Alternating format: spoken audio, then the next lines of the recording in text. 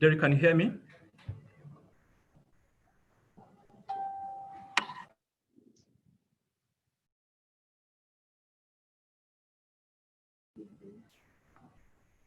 No.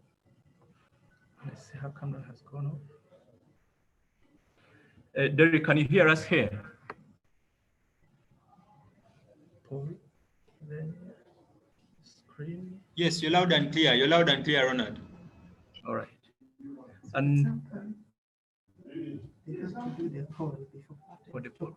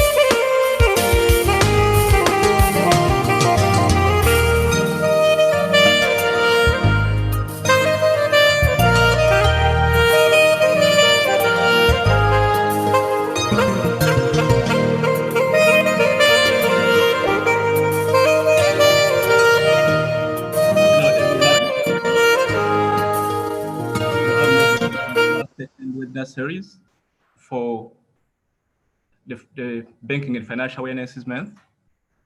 Your host tonight is Ronald D. Mugwanya. I am a training and the partnerships executive at the Uganda Institute of Banking and Financial Services. You're almost welcome to our webinar today where we discuss becoming good at personal financial management. It's a special day, it's a special time, it's a special month within a very special period. It's the first of a kind that everyone, all economies, the world over, have gone through what we're currently going through, the COVID-19 pandemic. That's why now we at the Institute of Banking and Financial Services had to come up with a means of giving assurance to the public, a means of giving hope to people, to the public, that there is always hope. We can do something about crisis, especially crisis which affects our pockets. And that's our response has been the Banking and Financial Services Awareness Month. This is a project, a campaign which we launched on Tuesday this week, and it's going to run for an entire month. We're going to be talking quite about a number of things, and some of the things that we're talking about is going to be different pillars within the financial literacy or within the financial literacy branches. Yesterday we had, or we set off with a webinar, and today is the second one within a line of webinars that we're going to run.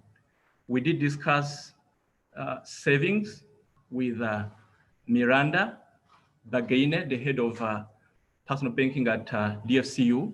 It was a very constructive session. We did learn a lot of things.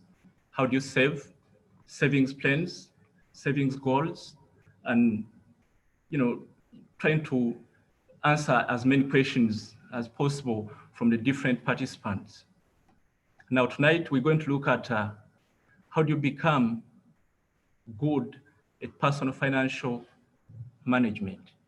However, before we start off, I would love to mention that we're not doing this alone.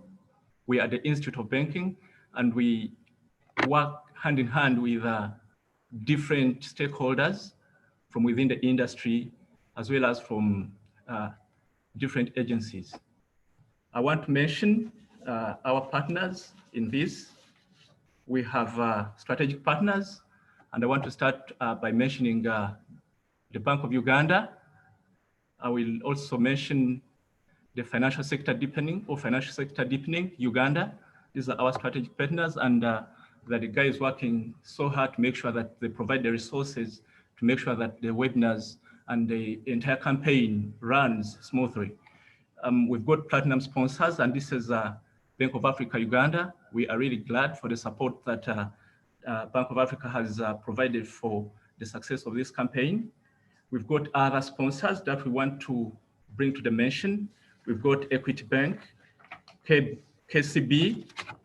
We've got the Uganda Insurance Association. They are really supportive. EcoBank, Stanbic Bank Uganda, Pride Microfinance. We've got Finca Uganda, Bank of Baroda, Opportunity Bank, Bank of India Uganda, Black Bank Uganda, Housing Finance Bank, Yugford Microfinance Limited, Centenary Bank, and Summit Consulting.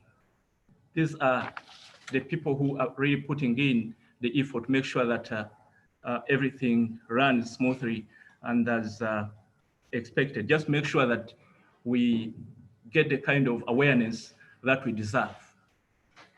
Being an introduction, I just want to start off with a very simple quote. This is from a very well-known author whose book we've probably read for most of us attending the webinar tonight. And this is a quote by Thomas Kiyosaki, the author of many financial empowerment books, including Rich Dad, Poor Dad, that I know many of us have actually glanced at, if not read, really. Thomas Kiyosaki mentions that education and financial literacy are both important. However, schools are forgetting one of them. And you all know the one which is being forgotten. We all earn degrees, we get advanced qualifications, but we never actually make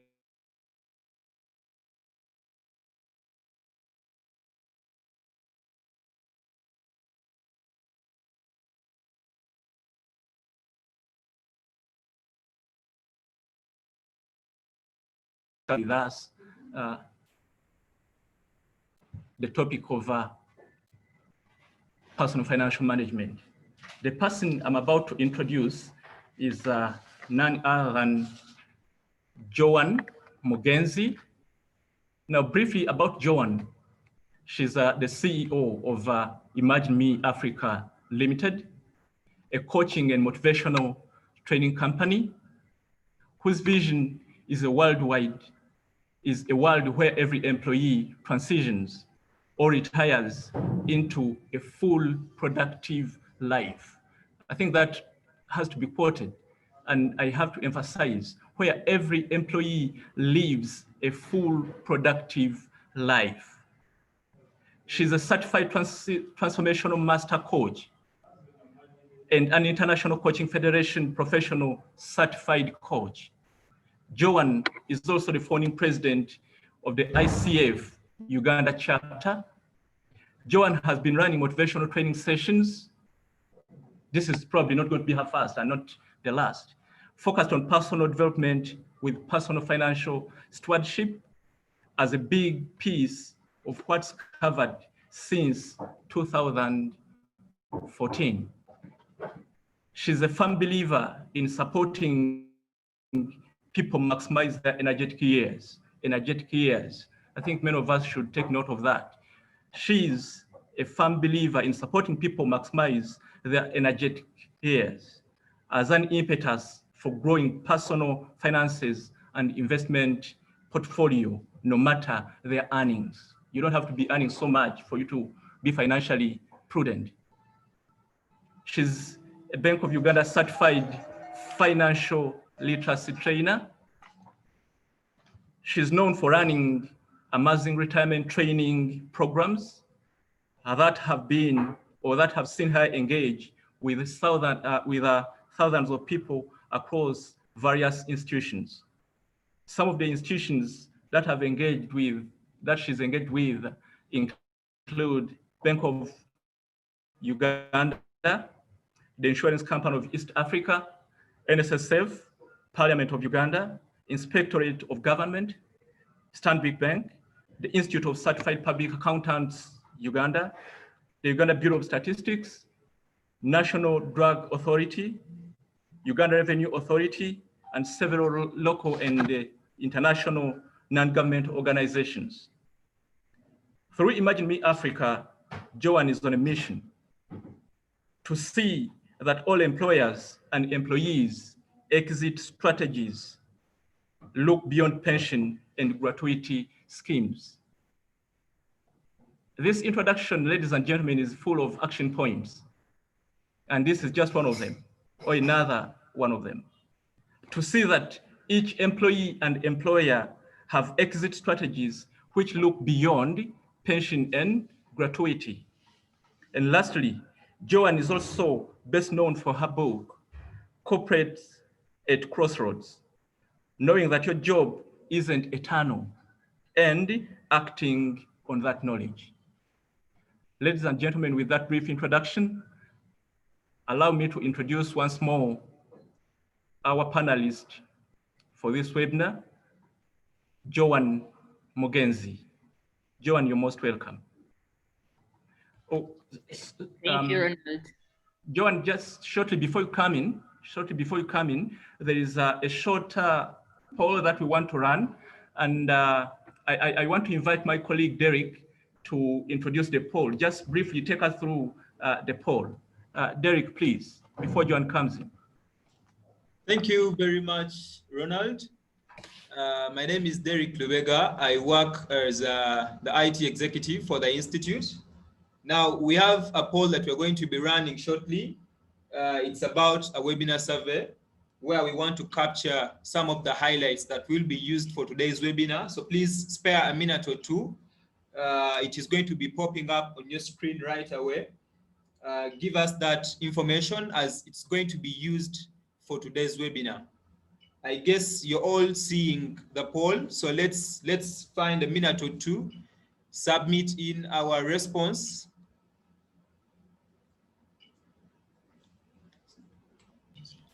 Thank you, Derek. I hope, ladies and gentlemen, we have all heard Derek. Kindly help us and complete the survey. Just we want to gauge the level of personal financial readiness going forward. This should take us not more than a minute, really, because we really need John to come in and share with us what it is really to be good at personal financial management.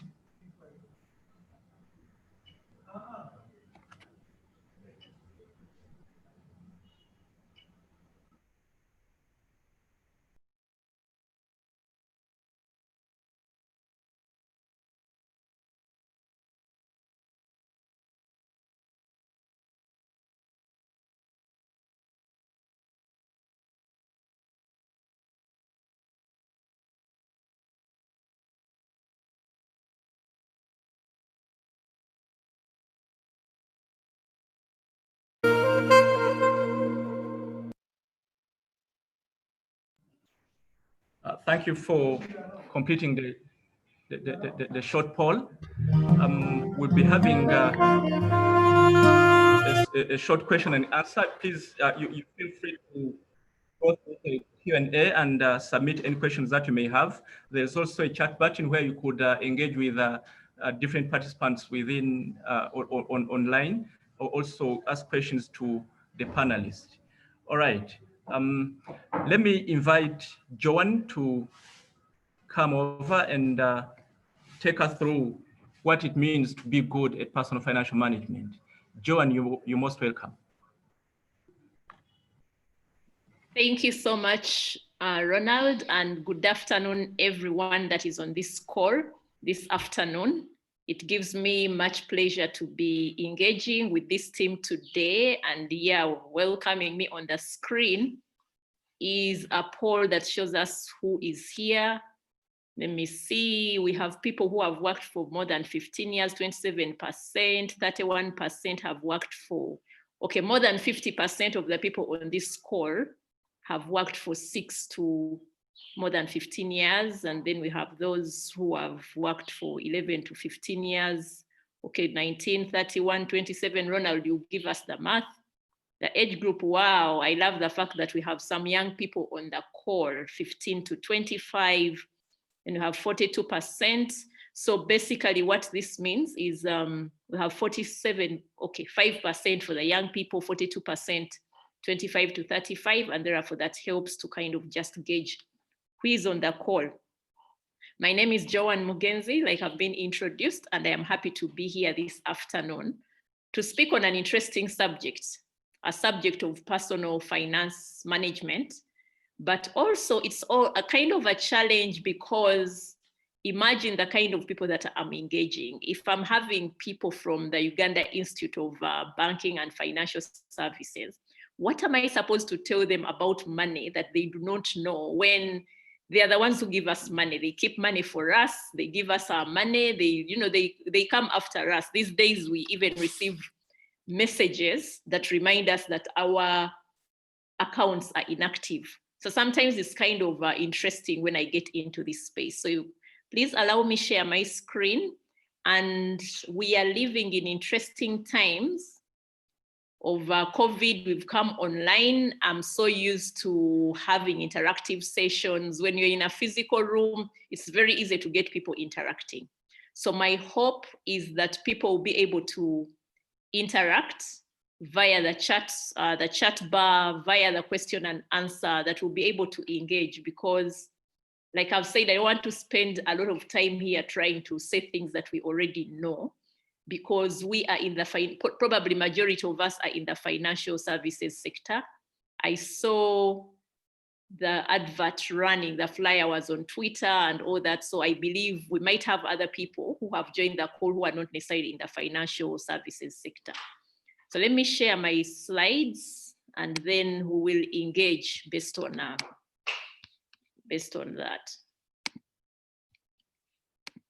Okay.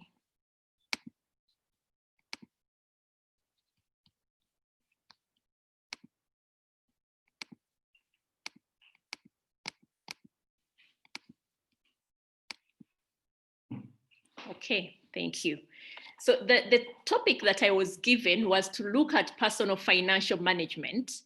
And the question is, where are you at? And of course, as we reflect through this process, you're going to be looking at yourself as an individual, because sometimes we talk about these things collectively, but at the end of the day, when we are talking money and finances, you are the person that is supposed to be thinking about yourself, because eventually the choices that you make about money matters will determine how you show up. And I'm an employment transition coach, and I know that part of the things that have always come up in this space are things to do with finances, because we know that when people are transitioning, one of their major worries is financials. There are other things that they worry about. But incidentally, some of the things that I have found to be quite interesting, and the ones that have informed how we go about this subject, is the fact that the more we started engaging with entities, we started realizing that a lot of interest and a lot of focus for many people is other things outside of financial management. And so as we look at this, let's say that a lot of what I'm going to share has to do with the 30 to 40% of people that are concerned about personal financial management.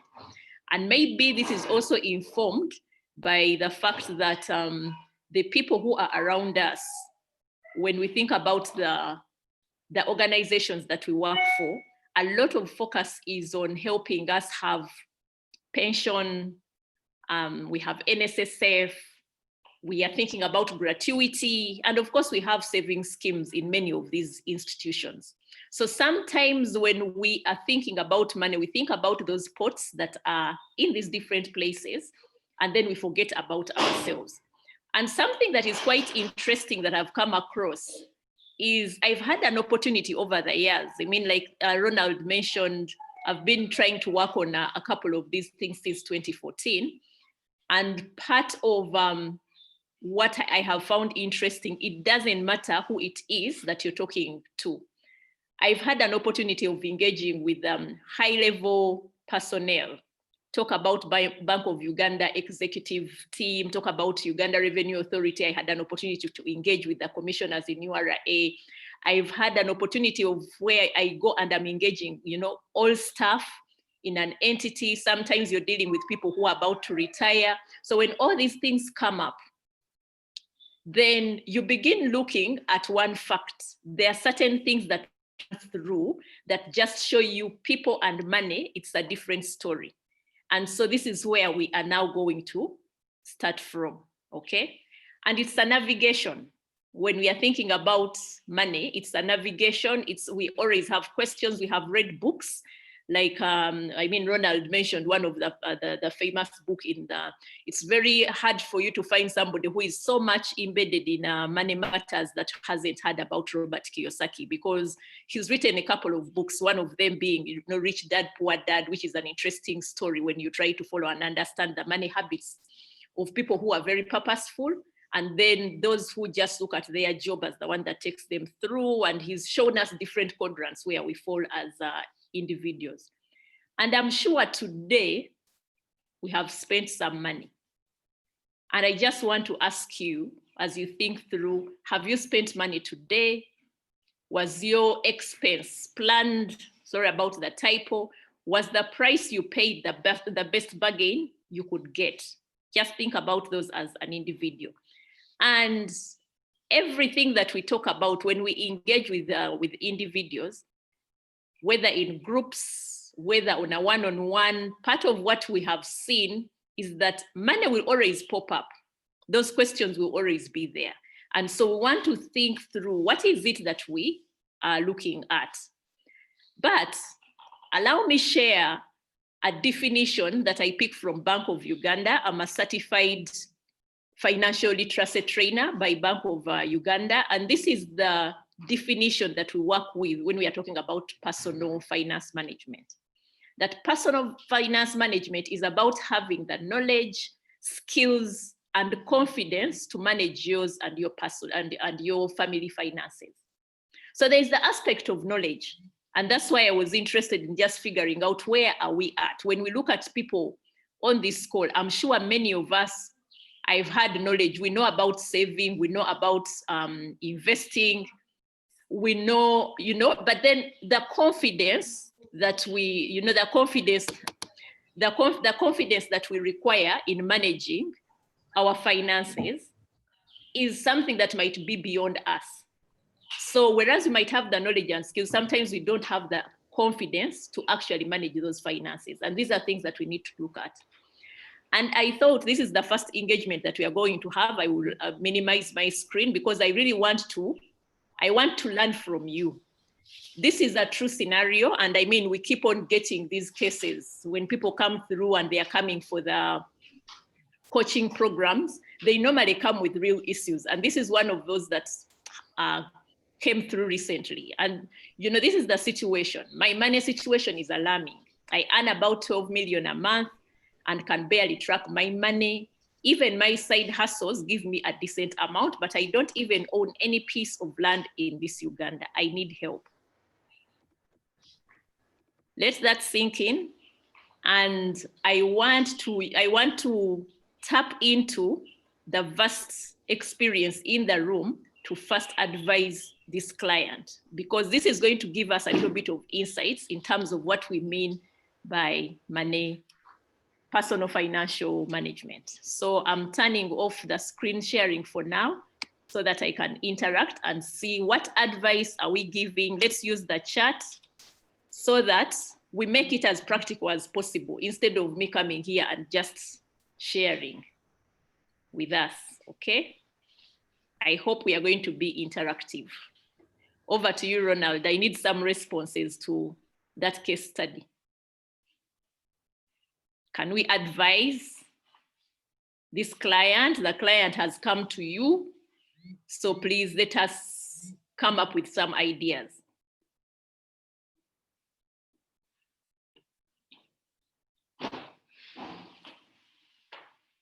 We have over 100 people on this call, so I'm sure we have very brilliant minds on this call. I have to start tracking expenses. I repeat the case study. Okay, let me just share the case study now. I'm not going to put up the screen again. Client is saying they earn 12 million a month. Their financial situation is alarming. They can't track their money. They have nothing. They have nothing to their name, so to speak, in terms of property where they would say, okay, this is where I'm putting my money.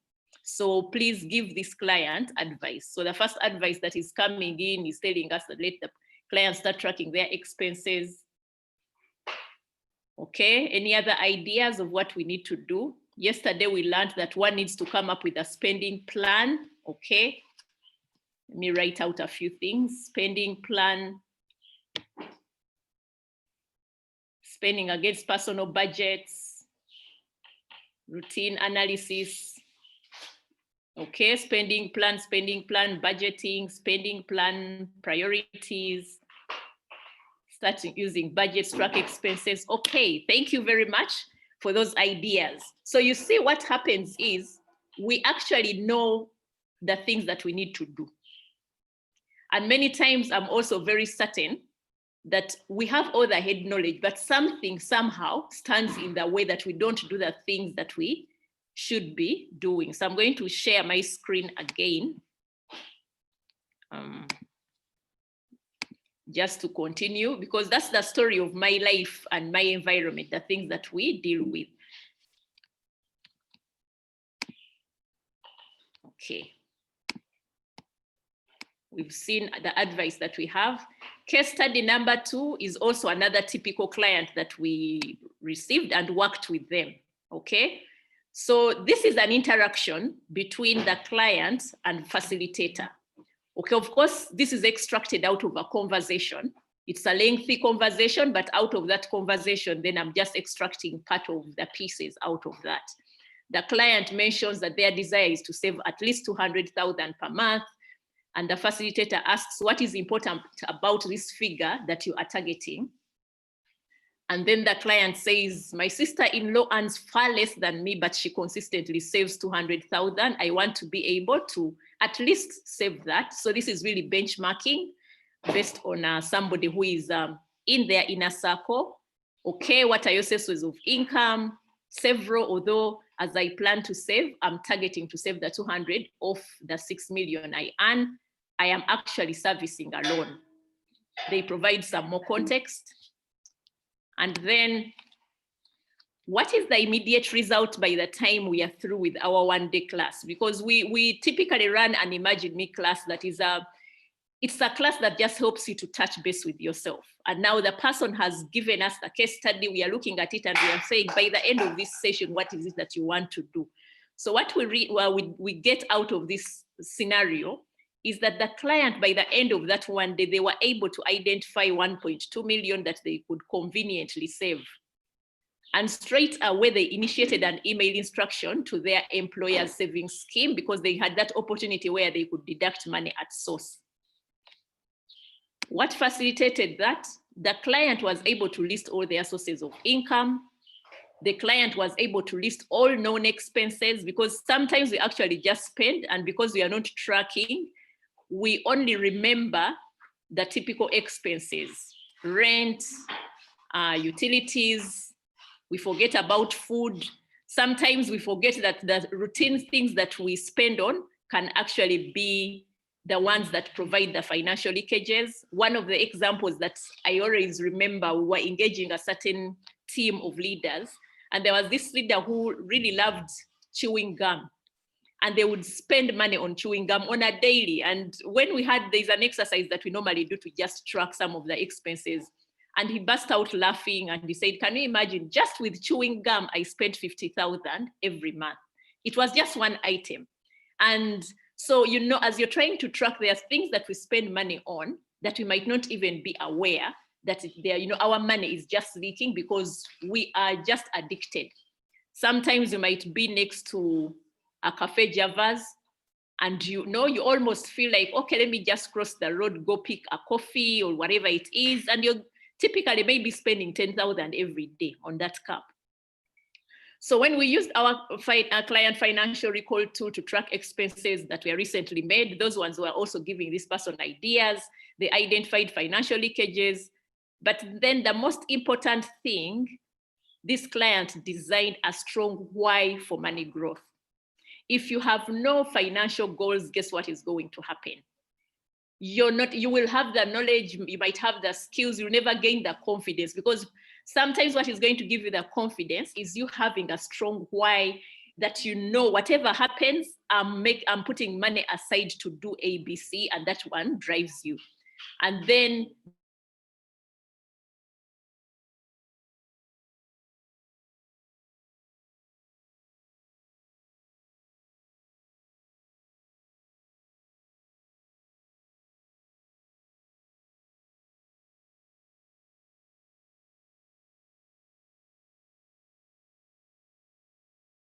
about money. Oops, okay, looks like my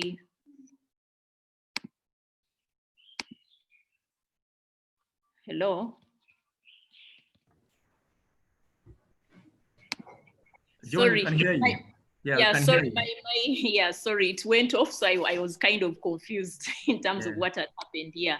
So this person had knowledge about money, savings, investment. In fact, some of the sources of their income that we saw on the previous slide were coming from investments that they had made, okay? So what is the key lesson here? That knowing is not the same as doing. So that's why you will find that people might be in a financial institution. They might even be financial advisors. I remember one of the things that I ever picked from Robert Kiyosaki's books was saying, sometimes when you're looking for a financial advisor, first try to understand their own portfolios, because they might be giving you head knowledge because they have a script. You're working for a financial institution, they've given you a script and they're telling you these are the things that you check, do your KYC, these are the things that you're going to tick off. But in actual sense, it doesn't add up in terms of what it is that they are telling you. I love this tool. So everywhere, if any of you is on this call and you have followed me around and you've listened to me, you will find that I do a lot of explanation using this tool. I love it because I personally designed it and I find it very easy to explain things that we are talking about. And what have we found in terms of the distress when people transition? Okay, the things that we have found that people transition, this tool just represents us from the time we are born to the time we actually pass on, so to speak. Some people don't want to talk about death, but we know that death is a fact of life. And sometimes we know that the major distress that people get comes as a result of death, and there are no wills they've left behind, or I'm sure the suspense accounts we have in banks, people have left you with monies and all that, they've died and no family member has a clue that their person has left money behind, and then they leave behind distressed families. So I hope for those of us who are on this call, we will not contribute to those statistics. Please find people that you open up to. Don't hide money. You're working so hard and then unfortunately, you're crossing the road, a vehicle hits you, you're dead, and nobody knows about anything. The children you're leaving behind, guess what happens to them? Because you had the knowledge about money, but probably your own fears stood in the way for you to do the things that you need to do. But what we are looking at here is that usually when people transition and they've not done enough about their preparation, they have a lot of financial insecurity, emotional distress, and unfulfilled lives. So this part here, when we are talking about personal finance management, it fits in this middle part where you need to do a lot of preparation to be able to understand what it is that you're going to work at. And what are we saying? If we know what the issues are, then maximize your energetic years, because this is when personal finance will help you the most. Understand the things that you want to work on and you want to work at. Define your financial goals so that you don't contribute to the statistics of distress. One of the things that I have had, research has been done, and we know that when people don't actually prepare for retirement, they die within 3 months to 5 years, just because of emotional distress. They don't know what they need to wake up to. So they end up in that financial distress and the different things that confuse them. So they end up dying. NSSF has also told us that when people retire, majority of them, the time they are clocking 2 years post-retirement, they've wiped out their savings. It's actually bizarre when you listen to some of these stories. You spent 30 years working, that has helped you to save them, and then in 2 years, everything goes. Guess what? Because probably had knowledge about money, they were saving on your behalf, even quarreling as their money. Why are they keeping my money? And then you've never known the personal finances. So define your financial goals, and then strategies for drawing in and growing your money. If you don't grow your money, then it's again a waste of your energetic years, because you're making this money and you need to see it grow so that it serves you in the future. What are some of the goals that we are looking at in terms of our finances? We need to be givers. It's very important to give, but you also need to think about what needs you have. The savings, you talked about savings. I won't delve so much into that. Investment, I'm sure along the webinars, you're going to have people talk about investment. The wants, it's always interesting to hear when you see people talking about needs and wants and see where their monies are going. Sometimes many of the leakages come in because of the wants. So you need to begin thinking about how you want to apportion your finances, your percentages across different things. Of course, we work so hard, and then we forget to have some fun. We forget to reward the bodies that get up to go and work every day. We actually serve everyone around us and forget ourselves. And then we need to think about emergencies. But the critical thing, even as we think through all this, is your association with money. These are the things, again, that we have discovered as we engage with people that stand in the way in terms of how they want to manage their money. It has a lot to do with the belief system they have about money. It has a lot to do with the value system that they attach around money and some of the assumptions that they have, okay? I am a Christian, and I've been in some circles where they tell you that if you're busy saving, it looks like you don't have faith. You don't have faith enough. Why are you saving? And then I keep on asking, what Bible are they reading when the one that I'm reading is asking me to invest in 7, yes, 8 ventures? It asks me to spread the waters upon the waters, because the bread upon the waters, because I do not know where I will find what. So sometimes we do things, and a lot of that belief system is impacting us, and we have no clue how it is affecting us. Now, these are things that you do not necessarily use head knowledge. That's where for us as coaches, it helps, because you're listening to the story and trying to tease out some of the peculiar things that the client might not actually know. You help them access their unconscious knowing, because once they access their unconscious knowing, they begin realizing why they are doing the things that they do. I remember a story of somebody who came, and when we had an analysis, they just realized that they loved bedspreads. So all the time, what they were doing with their bedspreads, they would just keep on buying and buying and buying. And then the person said, I can guarantee you, I have bedspreads that even my great-grandchildren would use. And guess what? They had to do a garage sale. They did a garage sale so that then it would help them to kind of dispose of. Another person was doing a lot of recording, and out of that, they discovered that they had probably spent like 200 million on reckless things. That's what they called them. And then they said, okay, I have been tracking.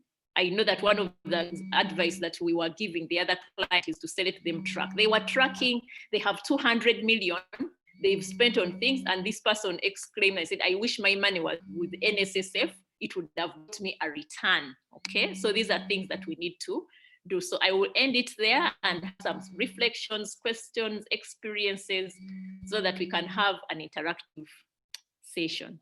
Thank you so much. Over to you, Thank you very much, John. Thank you indeed for such a wonderful,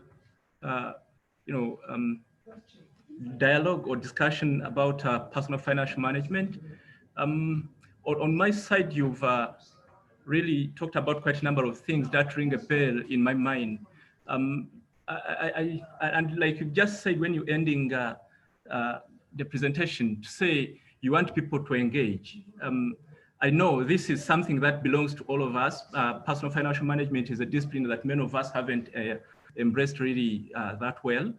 On following up on the point of getting people to talk, you did mention something to say with to do with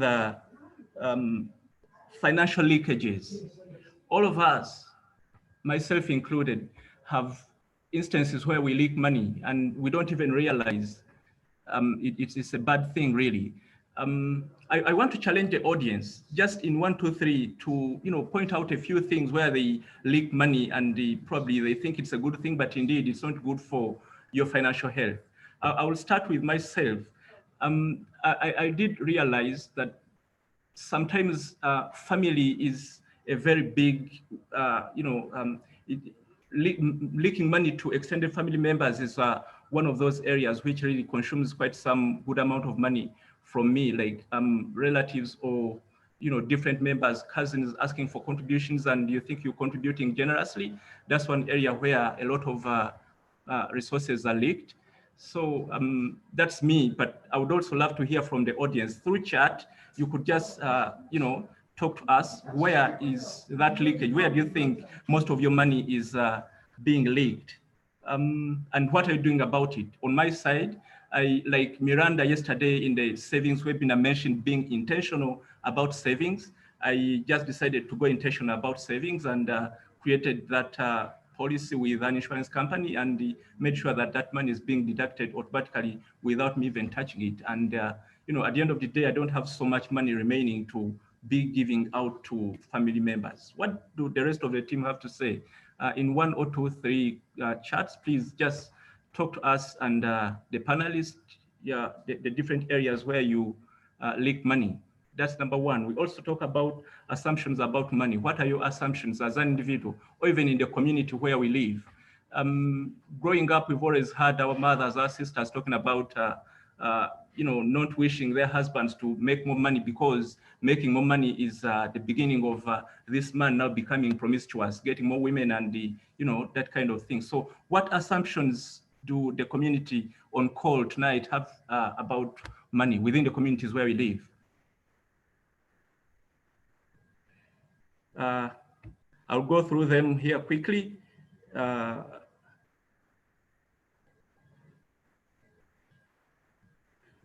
Faith says money is consumed daily on living expenses and utilities. Stephen Ephraim says wedding contributions is another leakage, and I agree with you, Ephraim, like really big time.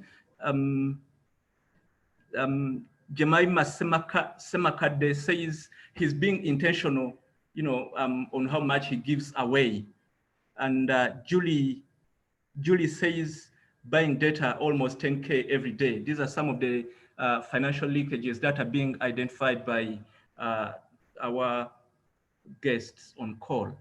I will end it there and probably open up the Q&A. Joan, if that's okay. Is it okay? Can we go for the Q&A right now? That's fine. Like I said, it was interactive. Whether it's okay, we can go for a Q&A. We are learning from each other, yes. All right. I will end with Daniel Mungoni, who says that DSTV of 200K per month, that's really expensive, and Netflix, etc. Those are some of the leakages that are being identified by our guests on call. Now, ladies and gentlemen on call, we open for the Q&A. Please send in your questions, and let Joan help us, go through them and help us understand those different issues around our personal financial management. Peter Odochi said leakage through unplanned online purposes. I don't know what those could be, but that's one thing that's coming through from Peter Odeke. Shows every week in the name of fashion. Those are some of the issues that are being raised. Q&A time right now. Do we have any questions coming in from our participants on call? Okay, I Joan, see that has come in. Yes, anonymous attendee. How can one control or avoid contributions to weddings? Time Joan? we were in Hoima, we had a hello? Can you hear me? Yeah, we can hear you, John. Okay, sorry for that. I dropped off at some point. Yeah, some loans. So we're in Hoima, we had this residential workshop, and one of the participants shared and said, just for just. And out of curiosity, we asked, what does just for just mean? And then they mentioned that this person was around people who had, there was access to easy money. And now when I think about you people in the banking institutions, you know that you even enjoy interest rates that are far less than the market rates. So this particular person decided to borrow because there was money to borrow. Somebody told them, you borrow money. They picked the money. And as soon as they received that money, somebody called with a big problem. And because the person had money on them, they decided, okay, fine, I don't have any plan for this money. They gave them some. So by the time they were through, the money had gone. The loan had not gone into anything constructive. And then here they were having to service a loan as a family just because somebody borrowed just for just. So there are people actually who borrow just for just. How can one control or avoid contributions to weddings? Now, of course, when we are thinking about these contributions, you remember in one of my slides, I said, when we are planning our financial goals, giving should be part of that. And this is what I have seen to work. When you decide that you have a percentage that goes towards giving, let that portfolio be the one that you use to begin making your contributions. Unfortunately, sometimes we also live in a world of showbiz. Sometimes people are just out competing to just figure out what is it that I'm going to give.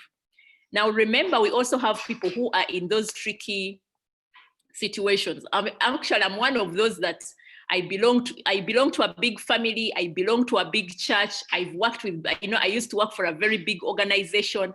And that meant if you're going to yield to all the pressure around you, even your salary wouldn't be enough to give. So what does giving look like to you? What is the emotional attachment even to the person that you're giving? I have seen people who send you messages. Actually, true story, I have received messages from people I have no clue who they are, but they have sent me budgets. So what does that mean? So sometimes you're just part of the lists, random lists that are going around. And so are you going to yield to the random list? There are people who definitely, this one I must contribute. One of the things that I've personally decided in family, I tell people a wedding is not an emergency.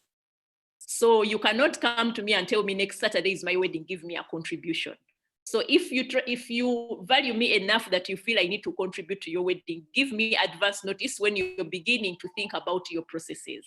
But we yield to the pressure. People come in and they're telling you in the next 2 weeks, I have a wedding, and then everybody, the lists are passing around. So you need to get to a point of telling yourself, what is in my giving budget? If it's not there, if you're going to borrow, then no.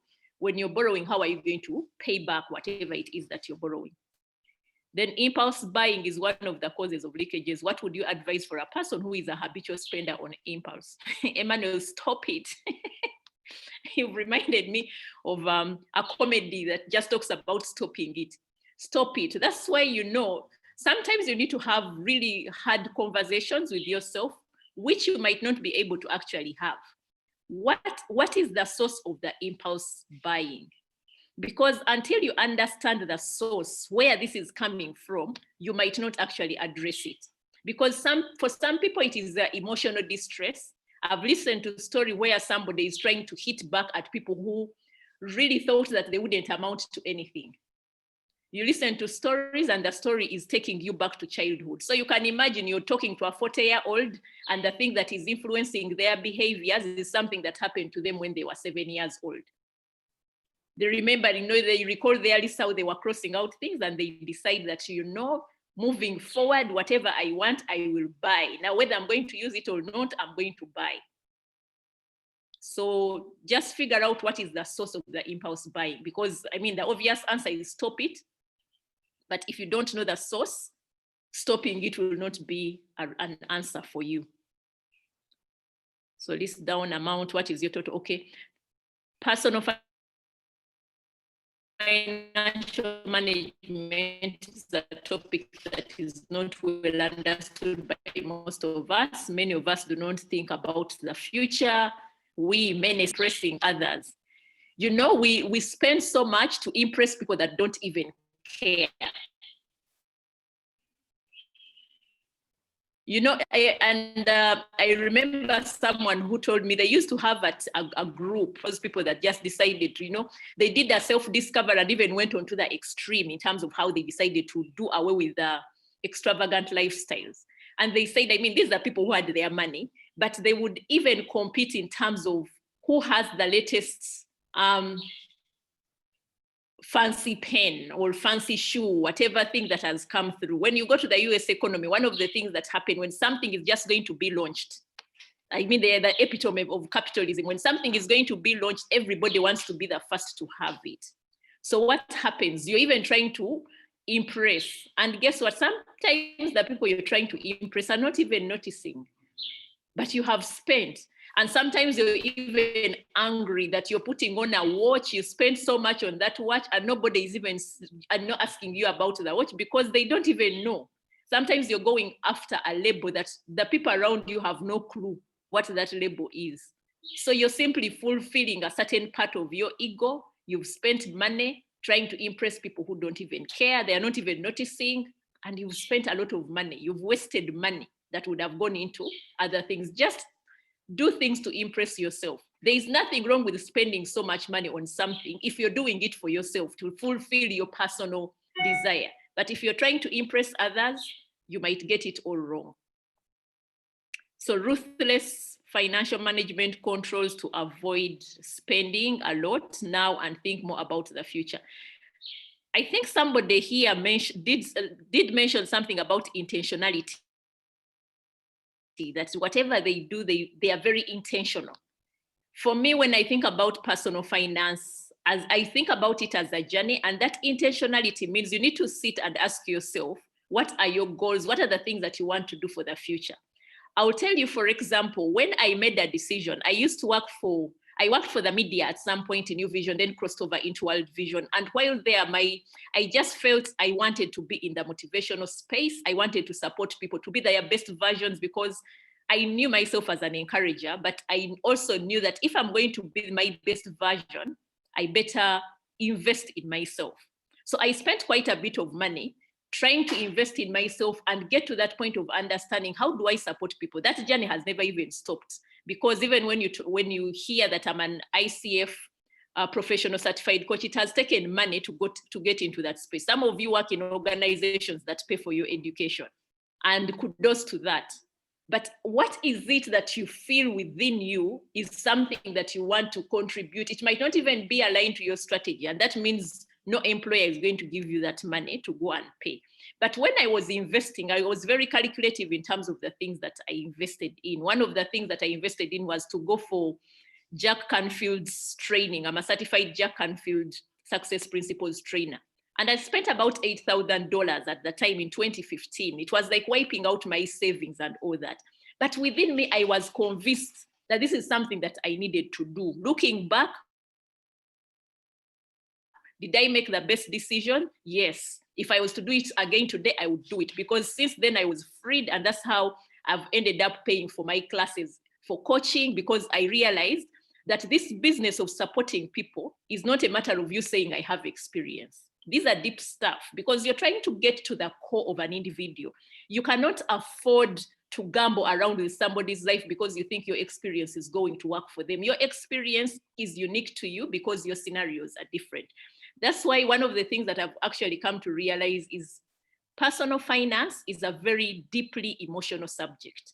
And until you deal with the emotions, you end up in that cycle. That's why the case study that I started with, even before I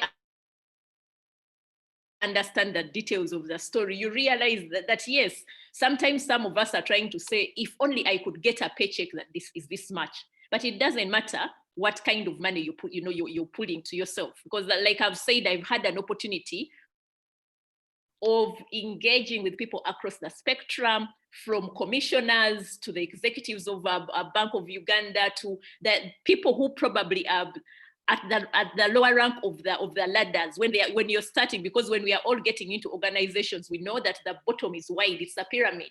It's a pyramid. At the bottom, we have so many people, and the expectation is that as you go up the ladder, then you're going to earn some more. You're going to earn some more.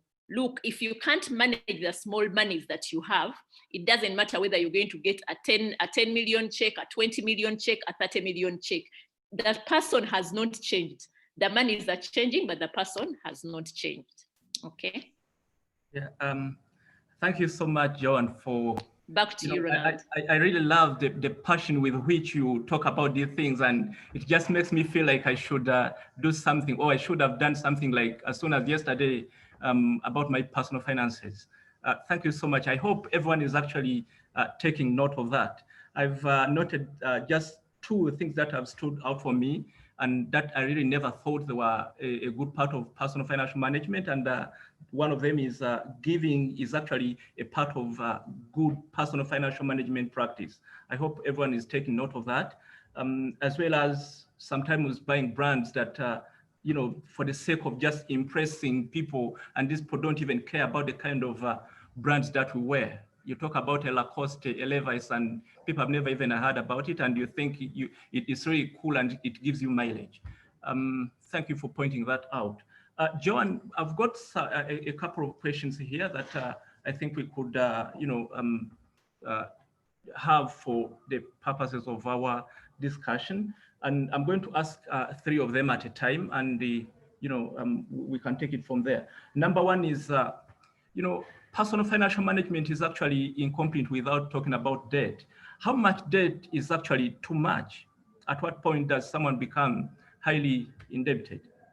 The second one is, this is a question about remuneration within the organizations where we work.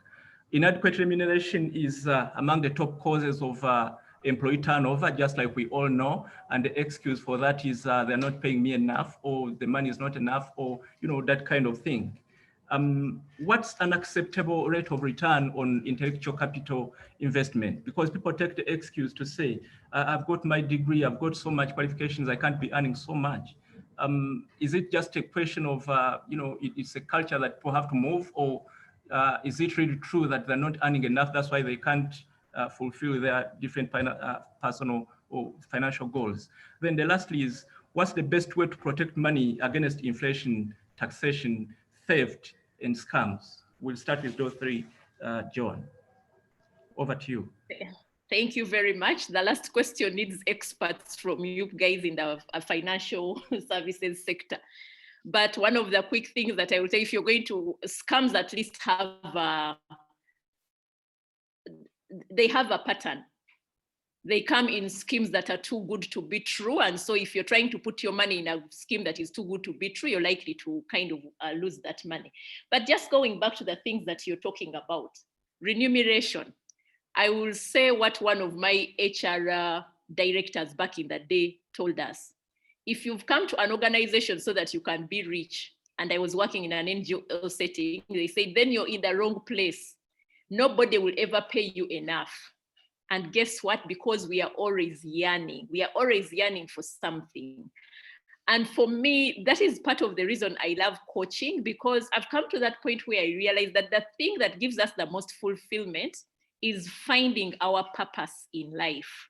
That once you discover purpose, first of all, there is no amount of money that will ever be enough for your purpose, so to speak. And then it is something that even if you are asked to offer a free it with a lot of joy, because it's coming from the inner you. You're not working for something just for a living. So in terms of remuneration, when we say people will jump from job to job, it's because you're always on a search. Actually, if you're overly contented, then probably there's something that is wrong with you, because we are always on a search. We are always on a quest. I will tell you, for example, even when I joined coaching, then I realized there is no end to it, because I became a certified coach. Then I realized that, oh, by the way, in the coaching circles, there are levels. We have an associate certified coach, then we will have a coach, and visualization that I have about me and the contribution that I want to make in the coaching space. Then I realized I have to spend some more to invest in myself so that I can get to the table where these conversations are happening. So you see, that is going to almost be a continuous journey.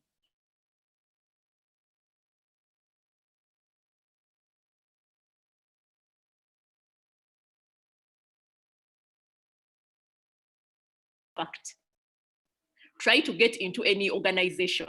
Employee turnover is an expected trend, but even when you think about that expectation, guess what? They are acceptable parameters within which turnover is agreeable to. And how unique are your skills that you will not find a replacement?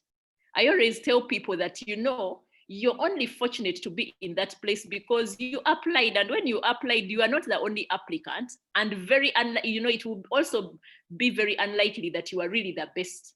But probably in terms of preparation, you did the best, you made the best preparation, or you had the best offer. Sometimes people complain about money, yet that is what they asked for. They ask for that, and then they get to kind of peep into the pot, and they feel they are giving me so little. If you ask them, how much did you ask for when you are joining, you will be shocked at the kind of responses that they would have. Debt, what is too much debt? There is such a thing as good debt, and of course there is such a thing as bad debt. And I think I will tie it in with what Emmanuel Anguyo is saying, you know, say something about multiple borrowing. Multiple borrowing, I believe, is Emmanuel borrows from Enoch to pay Joanne, and borrows from, goes to another person. So you're always in a cycle. Our MPs have had a situation where we know, I'm talking to financial institutions, we know some of the times that we go and camp at Parliament, because this is an opportunity to get the fresh members of Parliament to take up the loans, because we know in the next 5 years we have their money. But guess what?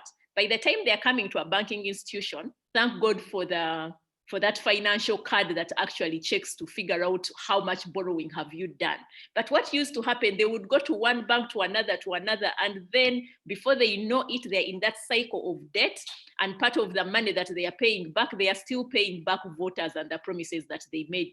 You know, you have a debt at the fuel station, you have a debt at the sugar supplier, you have a debt at the salt supplier, because everybody is thinking my MP is going out there.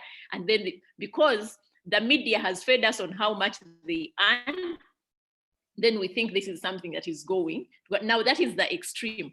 Some of us are in offices and we are doing what Emmanuel is saying, multiple borrowing. You're the person that is known from borrowing from one person to another. Sometimes you're in the corridors and people know about that. So that's why, you know, that debt, how much debt is too much. If the debt that you're accumulating is not productive debt, then you're having too much debt. And sometimes when we are talking about financial leakages, ask yourself the things that you're spending on. And these are some of the scenarios that we have found with our clients. Sometimes because you feel my peers are taking their children to this school, you also decide, let me go to that school. And clearly from your sources of income, you cannot afford. Sometimes the people you're really benchmarking yourself against, the organizations that are even paying the fees. So what happens? You're in trouble, okay?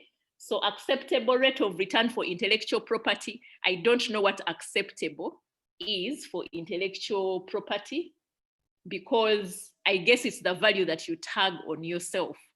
So for me, it is getting to that point where you have to get to a point of knowing what is the value that I am offering. But that value is going to be accumulation of so many different things, because we can all be there and then somebody is saying, but how come you're charging this, the other person is charging this, and then you're thinking, how much investment have I put in myself compared to the other person that you're showing? And maybe they don't see the value in terms of what it is that they are offering. Best way to protect against inflation, that one I will leave it to anyone from the financial advisors, the banking sector to help us, because we invest by faith in some of these things, and we try to see what sources are offering us a return that is trying to beat inflation. But I'm not in a very, I'm not in a very technical position to respond to that question. I would be very happy if somebody on this call responded to that. Okay, we usually have brothers and sisters looking up to us for support, talk of tuition and family pressures. How best can one be able to overcome that without causing conflict? Enoch, this is a true story of Africa. Because many people, when they are starting out, this is part of their story. Now, this is what I will tell you. When you're thinking about matters personal finance, put yourself in that picture, regardless, because all of us have baggage. But in this picture, find a percentage that you reward yourself, where you're telling yourself, you know what, I understand my circumstances.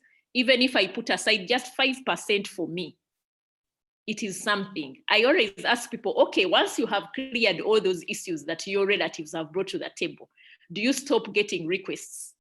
Those requests are endless. So always remember that this body that you're taking to work should be rewarded, because in each one of us is a child. You know how children sulk when they've done something and you don't say thank you? So the inner person, the inner child in us is always sulking. So as the circumstances change, you can grow the portfolio. But what is not acceptable is for you to decide that you're working and you're not putting anything aside for yourself. The percentages may not be as high, but put something at the side, because we know that, the eighth wonder of the world is compound interest. That little small money that you keep on putting at the aside, eventually it's going to add up. But if you save nothing, you don't need a prophet to tell you that at the end of the cycle, you will have nothing. How best can I reward self without overdoing it? Patrick, I don't know what you mean by rewarding self here, because for example, for me, part of reward is, one of my core values is lifelong learning. And maybe that's why I find it very easy to spend money on classes. I find it very easy. Once I realize that this thing is going to feed into my purpose, I will spend the money. So I don't know where you draw the line in terms of overdoing it. So I'm not sure what that overdoing refers to. I also love some fun. So I also typically save to know if I'm going to go on a holiday, I had better save towards that, so that when it's time for me to reward myself, then I will reward myself. One of the things I enjoyed about my previous job is I was a frequent traveler and I would earn miles. So I used to travel quite a lot, but these were paid for things, because all I would be paying for would be taxes, airport taxes. And that's why I say that sometimes when you're trying to admire a certain lifestyle, try to understand what is funding it. There's a time I traveled in summer I went to the US in summer and all I paid was about $390. And this was a return ticket at a time when the tickets were over $2,000.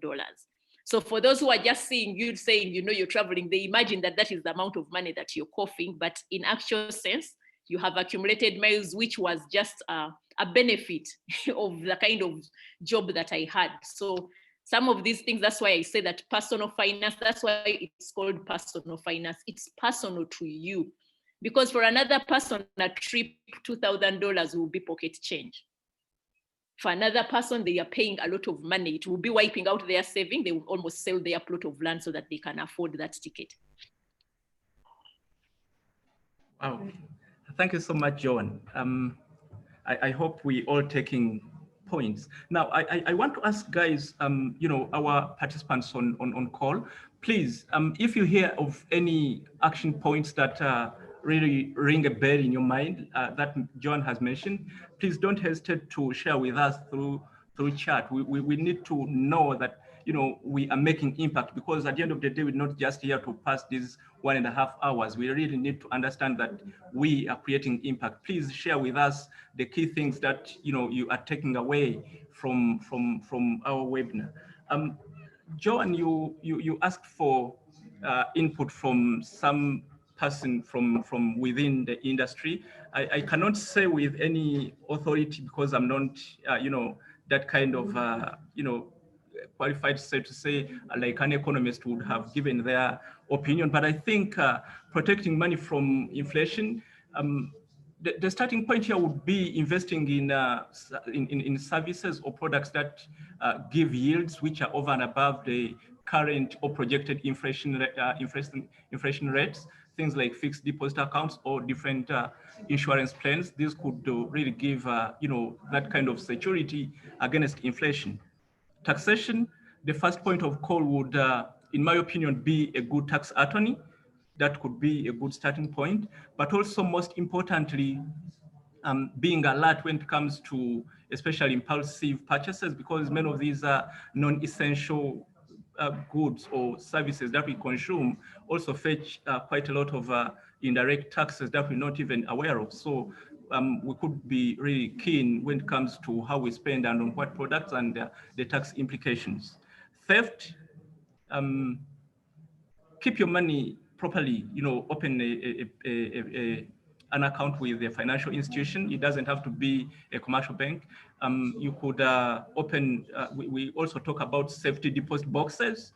Safety deposit boxes, those are some of the services that different commercial banks actually offer. That could be a good security to start with, and also being keen on how you keep your money. Scams, just do your due diligence. If a deal is too good, then something is definitely wrong with it. There's nothing for free. That's what I could, that's how probably I could chip in. It's not expert advice, it's just an opinion. You guys on call could also contribute the different ways that you think individuals could secure their funds away from the different vices like we've seen. Joan, we've got about 15 minutes to go. I think it's a good time. We could still chat. Like I've said, please don't just sit back and hear from Joan and the Mugwanya moderating, but also please tell us what are the key action points that you're going to take away from the webinar. I've got some other more questions here, Joan, and it's good you've responded to okay, there's some. Okay, you've responded to Enoch, brothers, supporting brothers without conflicting your personal financial goals. But let me also come in here to say, we always set savings goals. And you find that many of these goals, when we start, for example, there's quite a lot of excitement in the beginning of the year, people setting New Year's resolutions. And some of the goals that they set for themselves at the end of the day, or at the end of the year when they're taking that stock of achievement for the year, they haven't been achieved. Things like wanting to build a house, things like buying a car, for example, and many other things. Really, how do we go about this? How can we be specific about goals, achieve our ambitions within the year, but we haven't broken our backs at the end of the day? That's number one. The second one here would be,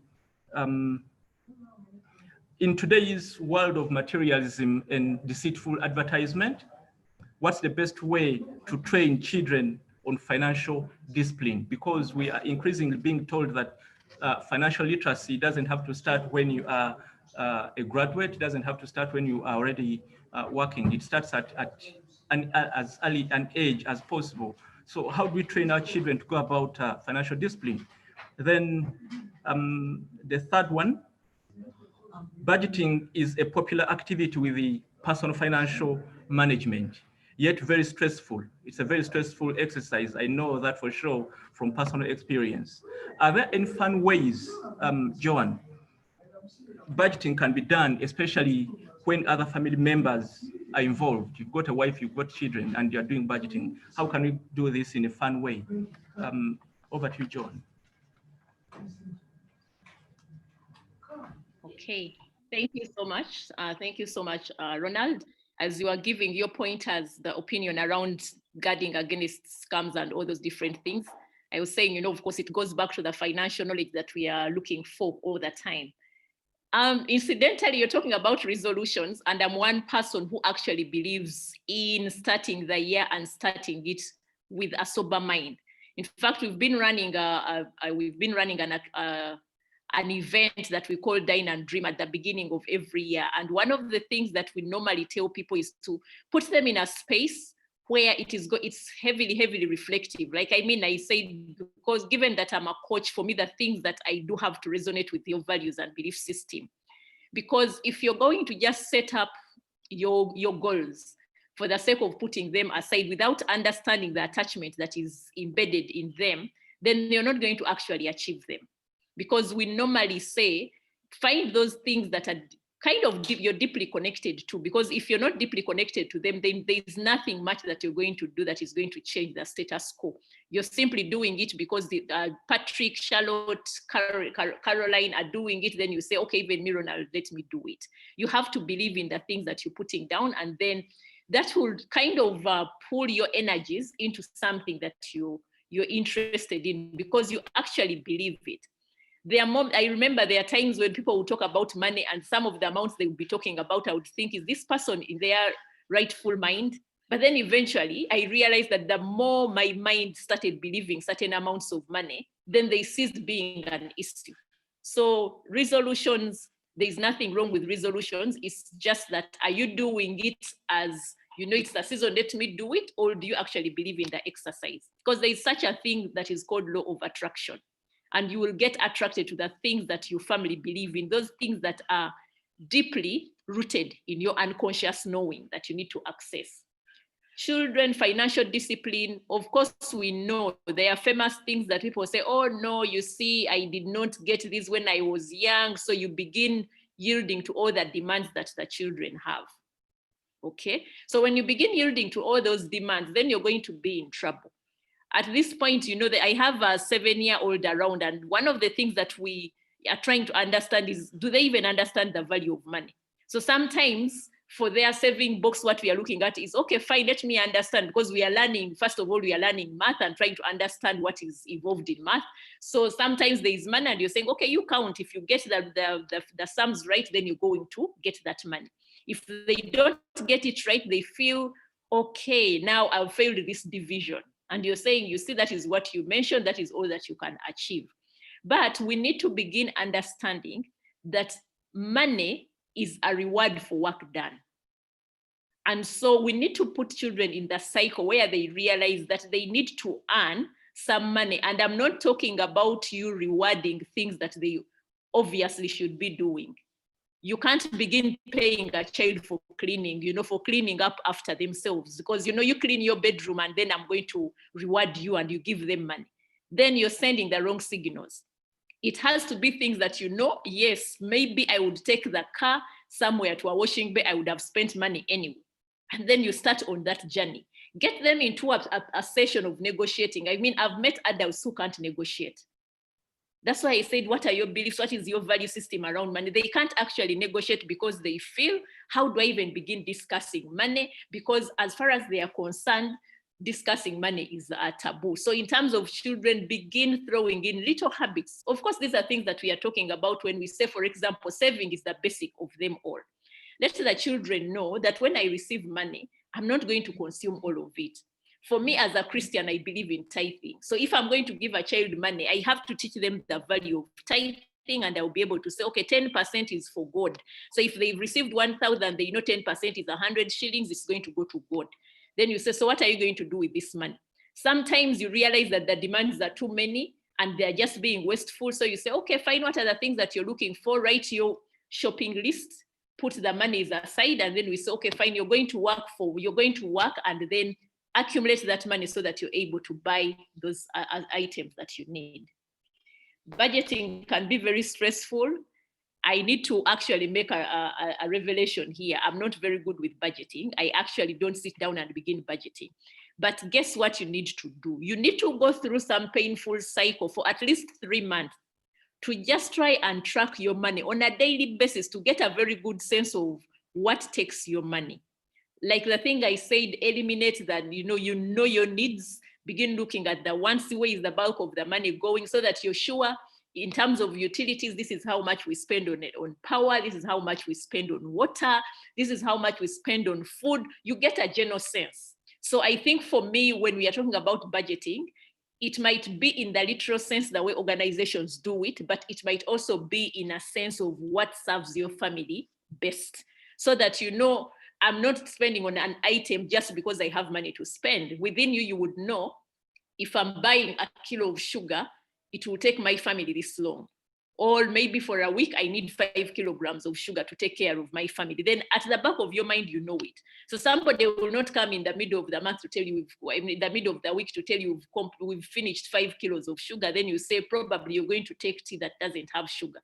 And then somebody realizes that, oh, by the way, it's not that every time you go to ask for money, the money is there. Because you're teaching people a discipline. If you're teaching them to be wasteful, they will be wasteful. And these are some of the wasteful people we find in organizations, because they bring the habits. We can never detach ourselves from our habits. They keep on popping up in different ways. You know, they keep on popping up in different ways. So budgeting, making it a fun activity, of course, get everybody involved. Think about what are the things that we need. If you're going to strike things off the list, let everyone contribute to striking off with their reasons, because you're also giving them an opportunity to reason. So the fun activity for me would be around more of the conversation that happens when you've drawn that shopping list, because in any case, ask each one of them to draw up their list. Then they draw, then you put it together, and in the end, you can also be able to say, you know what, you've written all these lists. We have 200,000 here for shopping. Let us add up the things that you have. The things that you have written cost 700,000. So can we get things to fit within 200,000? Then they're going to learn how to negotiate and come up with a final list that would serve you. That would be my 2 cents for that.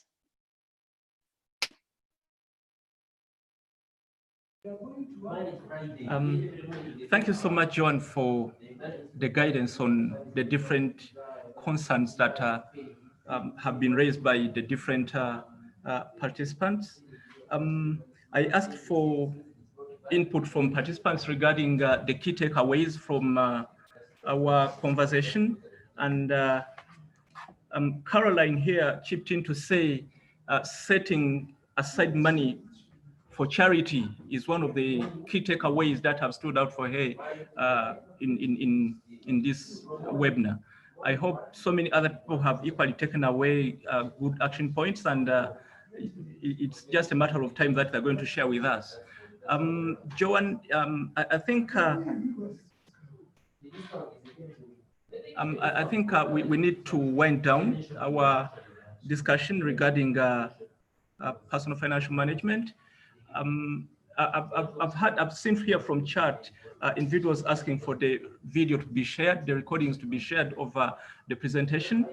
The presentation will be available on our campaign portal, and that is www.yourmoneycan.or.ug. When you go to that site, you'll be able to access information not just about this webinar, not just about yesterday's webinar, but information regarding the different financial, personal, financial literacy pillars. Yesterday we talked about savings. Today we're talking about personal financial management, and tomorrow is another special one, and we'll be discussing savings as a tool for entrepreneurship. And we're going to be looking at a specific case study by Kinder Care Schools, and the presentation is going to be by Jean Francis Nakato. The time is going to be 12 o'clock. You could still use the same login details that you've used for today's webinar, and for the webinar tomorrow, and it's still the same login key that you'll be using all through the webinars that we'll be having throughout the Banking and Financial Services Awareness Month. We also have a Twitter handle, and it's #YourMoneyCan. You could always follow us on Twitter and talk to us regarding the insights that you're taking from the different discussions we're having. You also could share with us your personal experiences regarding money management, savings, and the different pillars of financial literacy. Before we move, Okay, before we get into that, are there any other people or individuals sharing with us the different takeaways?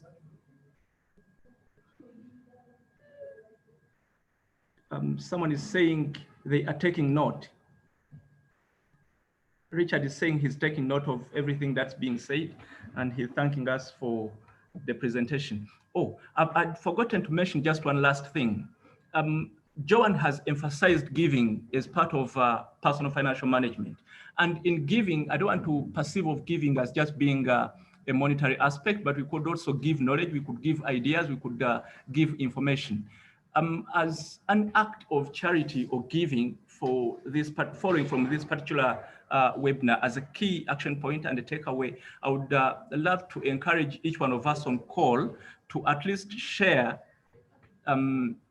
the information or spread the message regarding our webinars, spread the message about our awareness month portal, spread the message about our hashtag, and please let's get so many people coming on board and sharing within the expertise and experiences of our different panelists who are really high profile people with experience and so much exposure in the field of personal financial management.